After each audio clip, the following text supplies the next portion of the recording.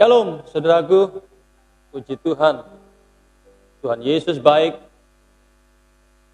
Dia sungguh baik dan Dia senantiasa baik bagi kita semuanya. Haleluya. Hari ini judul khotbah saya adalah hanya bisa dengan iman. Saya akan membaca di dalam Ibrani. Kita masih tetap belajar dari kitab Ibrani. Ibrani 11, kita akan membaca ayat 29 dan ayat 30. Ibrani 11 ayat 29 dan 30. Karena iman maka mereka telah melintasi laut merah, sama seperti melintasi tanah kering, sedangkan orang-orang Mesir tenggelam ketika mereka mencobanya juga. Karena iman, maka runtuhlah tembok-tembok Yeriko setelah kota itu dikelilingi 7 hari lamanya. Puji Tuhan. Sekali lagi, judul khotbah saya pada pagi hari ini adalah hanya bisa dengan iman.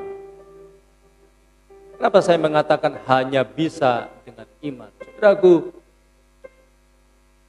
ada hal-hal dan banyak hal di dalam kehidupan kita ini yang tidak bisa kita lakukan mengandalkan kekuatan kita.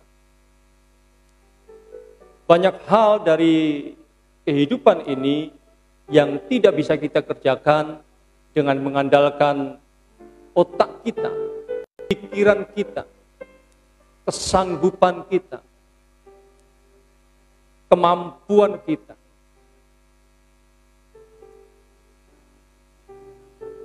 Dan jika semua yang berasal dari kita itu tidak bisa mengerjakannya, maka kita harus sadar bahwa itu memang bukan bagian kita.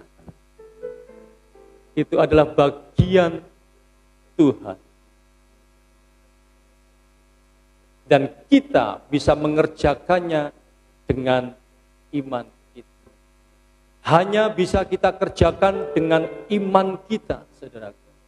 Bukan dengan kekuatan kita, bukan dengan kesanggupan kita, bukan dengan pikiran kita, otak kita, dan segala sesuatu yang bersumber dari kemanusiaan kita. Tetapi hanya bisa dikerjakan dengan iman. Puji Tuhan. Saudaraku, pengajaran tentang iman akan terus didengungkan dari mimbar ini. Karena di dalam doa dan penyembahan saya setiap hari, Tuhan taruh kesan dalam hati saya bahwa pengajaran tentang iman masih harus tetap dilanjutkan, saudara. Akan terus didengungkan dari mimbar ini. Di tengah-tengah dunia seperti sekarang ini, saudaraku, kita terus harus melihat kepada iman kita, memperhatikan iman kita. Nah, pagi ini kita akan belajar 2 hal. Kita akan belajar 2 hal, apa yang dikerjakan oleh iman bagi hidup kita saat kita memutuskan hidup sungguh-sungguh oleh iman. Apa yang akan dikerjakan oleh iman bagi hidup kita saat kita benar-benar mau hidup oleh iman. Saudara siap? Rendah hati, lapar dan haus akan Tuhan, supaya diberkati Tuhan. Amin.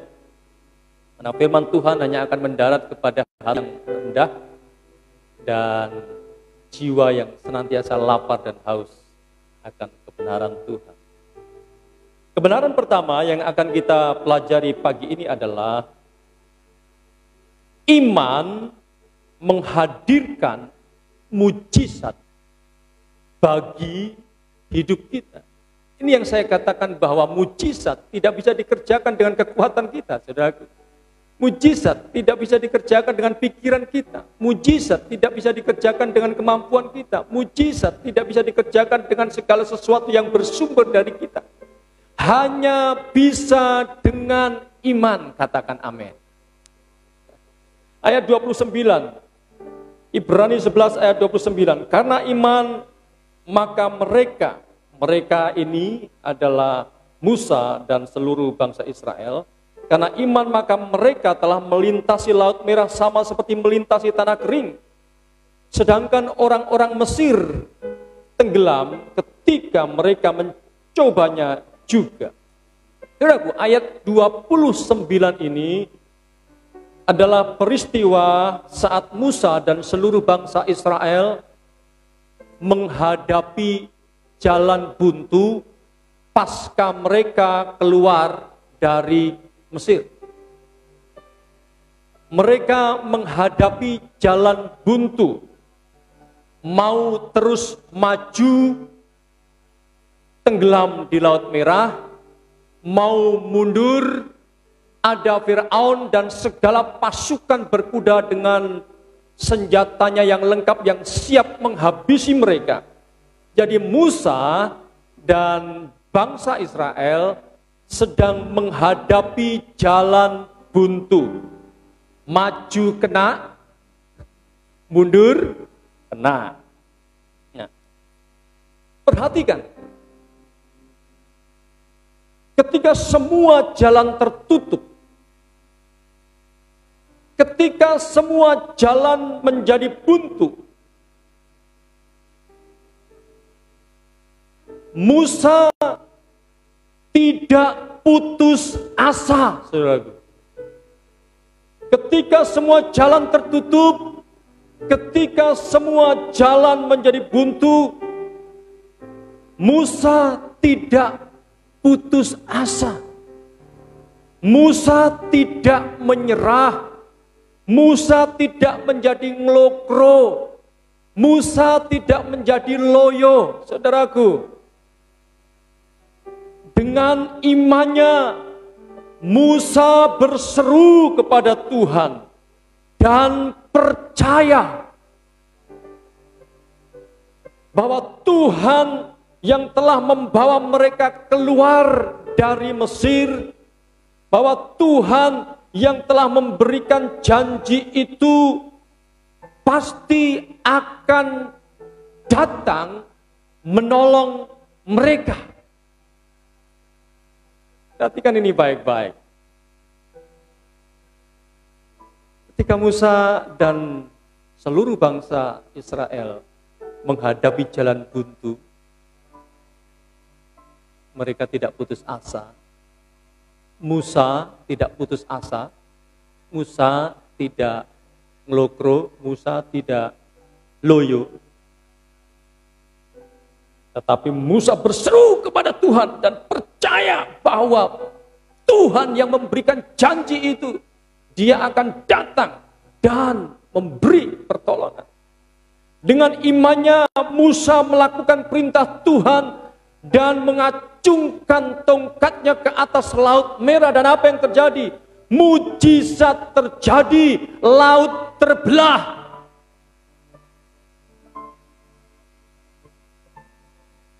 Dan mereka bisa menyeberang dengan selamat. Dengan imannya pula Musa mengubur Fir'aun dengan seluruh bala tentaranya di dalam Laut Merah. Saudaraku, pelajaran apa yang bisa kita petik, yang bisa kita terapkan dari poin pertama ini? Iman menghadirkan mujizat bagi hidup kita. Saudaraku, banyak orang hari-hari ini tidak tahu lagi harus mengerjakan apa.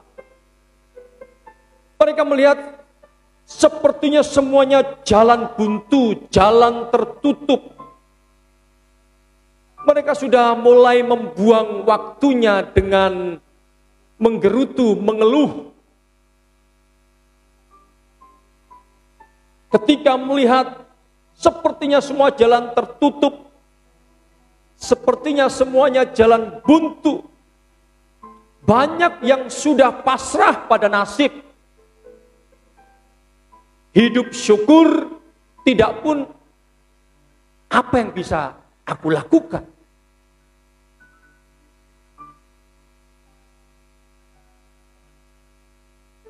Saudaraku, mari kita ingat baik-baik.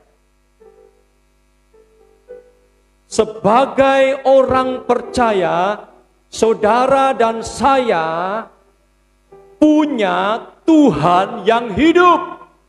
Amin. Ingat ini baik-baik. Ingat ini baik-baik, saudaraku. Sebagai orang percaya, saudara dan saya punya Tuhan yang hidup, yang kuasanya dahsyat, yang mengendalikan segala sesuatu. Sebagai orang percaya, kita tidak boleh mengambil jalan pasrah pada nasib, saudaraku.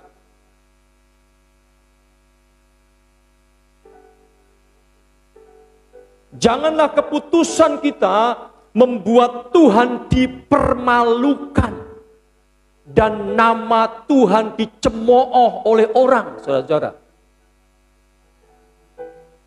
Putus asa dan menyerah pada nasib bukanlah karakter anak-anak raja.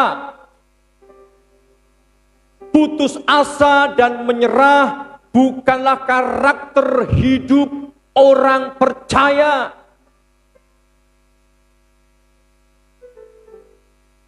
Putus asa dan menyerah bukanlah karakter hidup orang yang punya iman, saudaraku. Haleluya.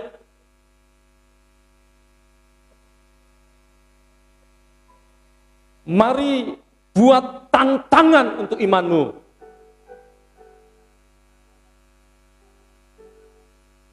Tantanglah imanmu dan mulailah berseru kepada Tuhan dengan penuh iman.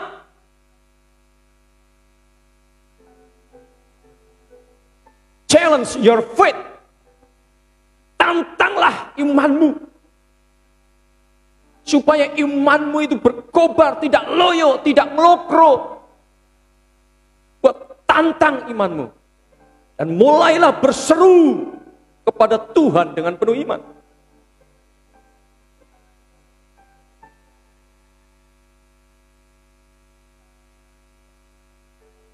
Membuang waktu, memakai mulut ini untuk mengeluh, memakai waktu, memakai mulut ini untuk menggerutu, tidak akan bisa mengerjakan apapun. Tetapi ketika kita bangkit, menantang iman kita, meskipun mata jasmani ini melihat sesuatu yang sebenarnya tidak kita harapkan, tetapi kita memilih untuk bangkit dan memberikan tantangan kepada iman kita dan berseru kepada Tuhan dengan penuh iman. Itu yang bisa mengerjakan sesuatu.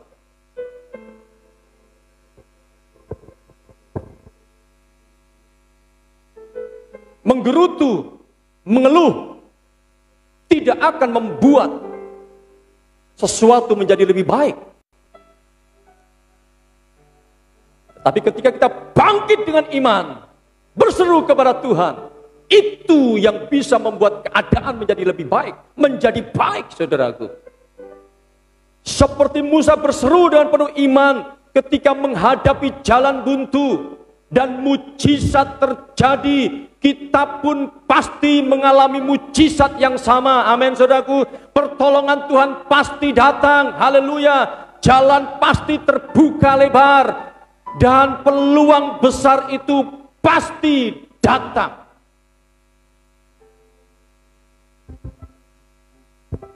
Biarkan imanmu menghadirkan kuasa Tuhan untuk mengerjakan mujizat bagi hidupmu dan bagi keluargamu, bagi pekerjaanmu dan bagi segala sesuatu.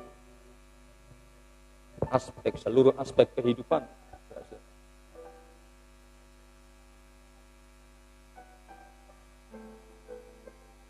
Haleluya. Seperti Musa dengan imannya menguburkan Fir'aun dan semua pasukannya. Mari kita dengan iman kita pun bisa menguburkan segala sesuatu yang menjadi momok bagi kehidupan kita. Masalah-masalah kita kuburkan dengan iman kita. Amin, saudaraku. Biarkan imanmu, biarkan iman kita menghadirkan kuasa Tuhan dan mengerjakan mujizat bagi kehidupan kita. Amin. Stop mengeluh, stop menggerutu, stop bersungut-sungut.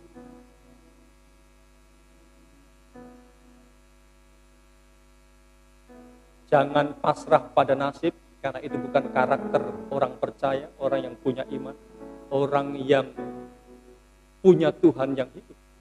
Amin. Sekali lagi, biarkan imanmu menghadirkan kuasa Tuhan untuk mengerjakan mujizat bagi kehidupan saudara. Haleluya.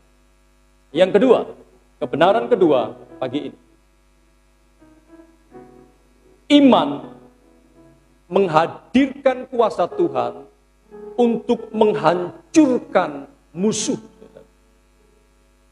Ayat 30, karena iman maka runtuhlah tembok-tembok Yeriko setelah kota itu dikelilingi 7 hari lamanya. Saudaraku, ayat 30 ini menceritakan tentang hancurnya musuh Israel secara adikodrati. Yeriko menjadi momok sangat menakutkan bagi Israel. Selain tembok pertahanannya yang begitu tebal, lebih lagi tentang penduduknya yang besar-besar seperti raksasa. Bahkan 10 dari 12 pengintai Israel itu pulang membawa kabar bahwa orang-orang Israel hanya seperti belalang saja ketika diperhadapkan dengan penduduk-penduduk Yeriko. Karena mereka besar-besar, raksasa-raksasa. Saudaraku, tembok Yeriko runtuh dan raksasanya tertumpas habis. Bukan karena dikelilingi selama 7 hari, saudaraku. Tetapi Alkitab mencatat dengan tegas, karena iman Yosua dan seluruh bangsa Israel, maka tembok Yeriko itu hancur. Karena iman Yosua dan seluruh bangsa Israel, maka semua penduduknya yang besar-besar bagaikan raksasa itu tertumpas habis, selain Rahab dan keluarganya. Saudaraku, iman mereka menghadirkan kedahsyatan kuasa Tuhan sehingga meremukkan tembok Yeriko dengan seluruh raksasa-raksasanya itu. Haleluya. Pelajaran apa yang bisa kita petik dari poin kedua ini? Saudaraku, musuh terbesar kita, musuh terbesar bagi hidup kita berupa kutuk dosa, yaitu kematian kekal di api yang menyala-nyala, sudah diselesaikan dan dikalahkan oleh Tuhan Yesus. Jadi sebenarnya yang kita hadapi dalam hidup kita sehari-hari hanyalah kekuatan musuh yang biasa saja. Namun pada prakteknya kekuatan musuh yang biasa itu seringkali menjelma menjadi kekuatan besar yang siap menghancurkan kita.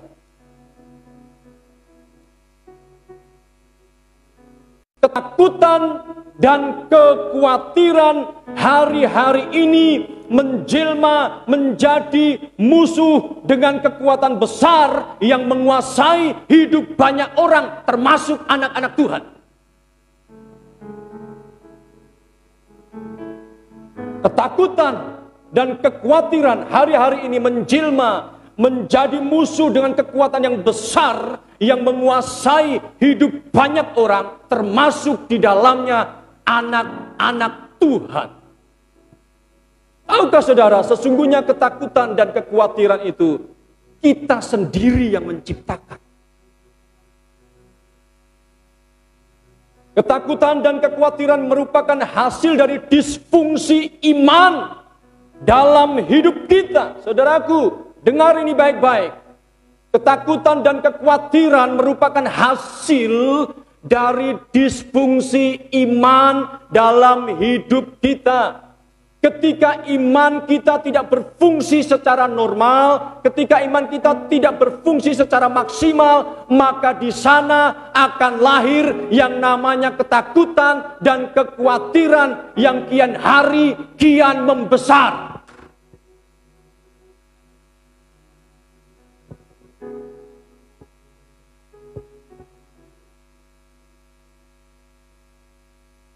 Dan akibatnya,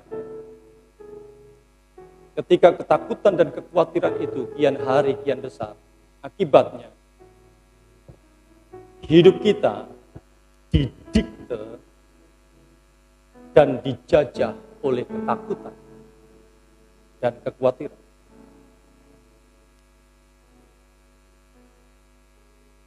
Mari jujur kita akui, dalam praktek hidup sehari-hari tidak sedikit jumlah orang percaya yang tunduk dan menyerah dengan raksasa yang bernama ketakutan dan kekhawatiran.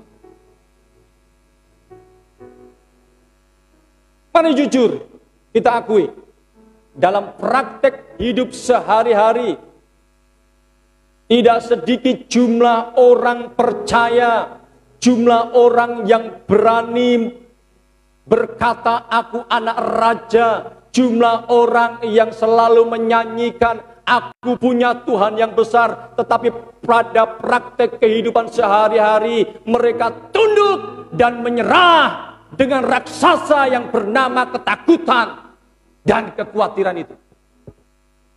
Saudaraku, tidak ada jalan lain untuk bisa menghancurkan dua raksasa itu, yaitu ketakutan dan kekhawatiran yang selalu mengalahkan kita, selain menaikkan kapasitas iman kita. Amin, saudaraku.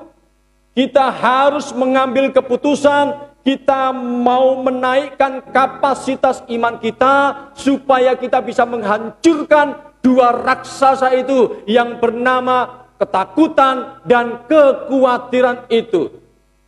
Saudaraku, selama iman kita dibiarkan pada posisi under pressure, ketika kita membiarkan iman kita pada posisi di bawah tekanan situasi dan kondisi yang sedang terjadi seperti sekarang ini, selama itu pula ketakutan dan kekhawatiran menjadi giant, menjadi raksasa yang menjajah hidup kita. Dengar ini baik-baik. Ketika kita terus membiarkan iman kita ini di bawah tekanan, situasi dan kondisi yang terjadi saat ini, maka ketakutan dan kekhawatiran itu tetap akan menjadi giant, tetap akan menjadi raksasa yang menjajah hidup kita, saudaraku.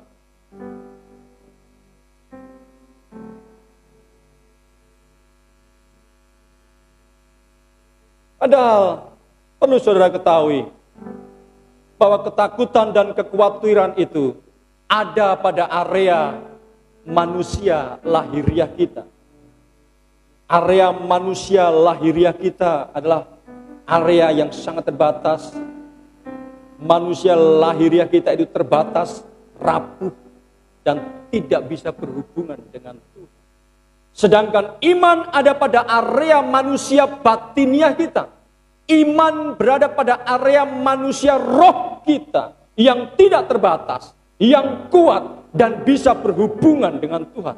Artinya adalah orang yang sedang menjalani hidup di dalam ketakutan dan di dalam kekhawatiran sesungguhnya sedang membawa dirinya hidup secara lahiriah, bukan secara rohani.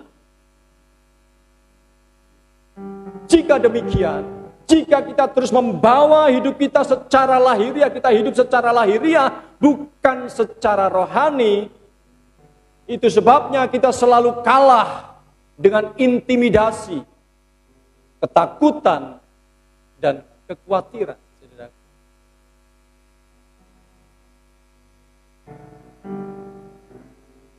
Seperti Yosua dan seluruh bangsa Israel menolak tunduk pada kondisi dan situasi yang dihadapinya,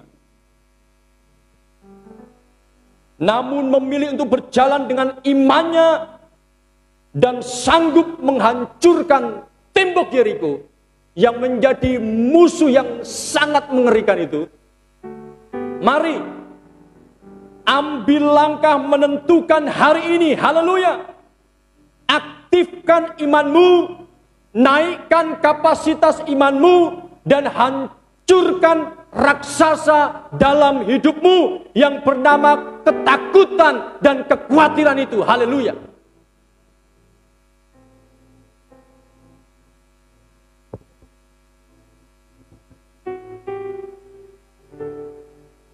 Saudaraku, kalau kita masih tetap memilih membiarkan iman kita di bawah tekanan, maka itu sebenarnya kita sedang memutuskan menjalani hidup kekristenan kita ini secara lahiriah. Kita membawa diri kita pada area manusia lahiriah kita yang sangat terbatas, rapuh, yang tidak bisa mengerjakan apa-apa. Tapi ketika kita memilih mengambil keputusan, aku mau bangkit, menaikkan kapasitas iman kita, itu yang menentukan. Saudaraku, raihlah dan nikmatilah normal life. Raihlah dan nikmatilah kehidupan yang normal, penuh dengan shalom dari Tuhan. Dan semua itu harus dimulai dari imanmu. Haleluya. Mari beralihlah dari menjalani hidup secara lahiriah kepada sebuah kehidupan yang penuh iman kepada Tuhan. Amin, saudaraku. Dengan iman kita hancurkan semua raksasa-raksasa dalam hidup kita. Dengan iman kita bisa menikmati kehidupan normal yang dianugerahkan oleh Tuhan untuk kita nikmati, saudaraku. Saudaraku, mari mulai hidup normal dengan iman kita. Berapa lama lagi kita tunduk kepada ketakutan dan kekhawatiran? Berapa lama lagi kita membiarkan diri kita, iman kita di bawah tekanan, sehingga ketakutan dan kekhawatiran itu menjadi raksasa yang selalu menjajah hidupmu dan hidupku.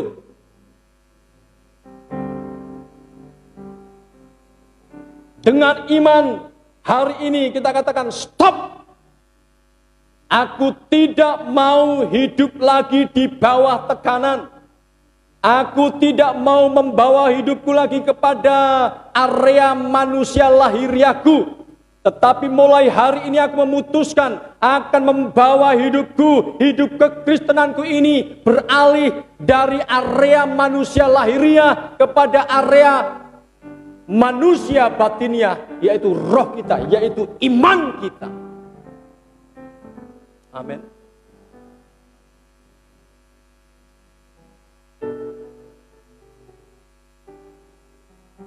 Kehidupan yang senantiasa dikuasai oleh ketakutan yang senantiasa dikuasai oleh kekhawatiran adalah kehidupan yang sangat-sangat tidak normal. Dan itu bukanlah kehendak Tuhan bagi saudara dan saya.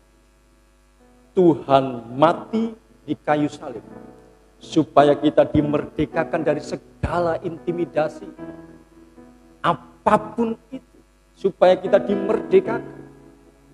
Yesus bangkit dan hidup supaya kita hidup, memiliki hidup yang penuh dengan anugerah Tuhan. Supaya kita bisa menikmati hidup di dalam segala kelimpahan. Haleluya, saudaraku. Bangkit, amin. Katakan kiri kananmu, katakan kepada suamimu, kepada istrimu, kepada adikmu, kepada ponakanmu, kepada anak-anakmu, mari bangkit. Cukup berbulan-bulan kita dikuasai oleh ketakutan. Saat ini iman yang harus mengambil peran. Bangkit. Jangan loyo. Tunjukkan saudara dan saya anak raja. Katakan kepada ketakutan dan kekhawatiran, stop. Kamu tidak bisa menguasai aku lagi. Aku mau hidup di dalam manusia batiniahku yang kuat, yang bisa berhubungan dengan Tuhanku. Dan aku mau menaikkan kapasitas imanku.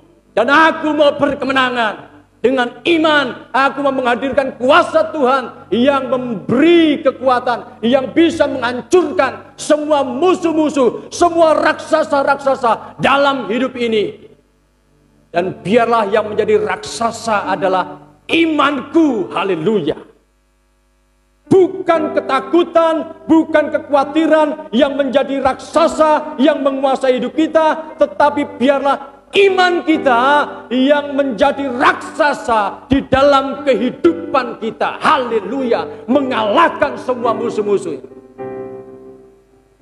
Nikmatilah hidup normal hari ini bersama dengan Yesus yang luar biasa, yang dahsyat itu. Dia Allah El Shaddai, penuh kuasa.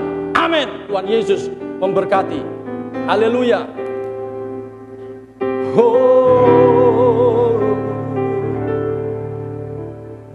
tak usah ku takut, Allah menjagaku. Tak usah. Haleluya. Ku bimbang. Saudaraku, nyanyikan ini dengan imanmu. Yesus peliharaku. Haleluya.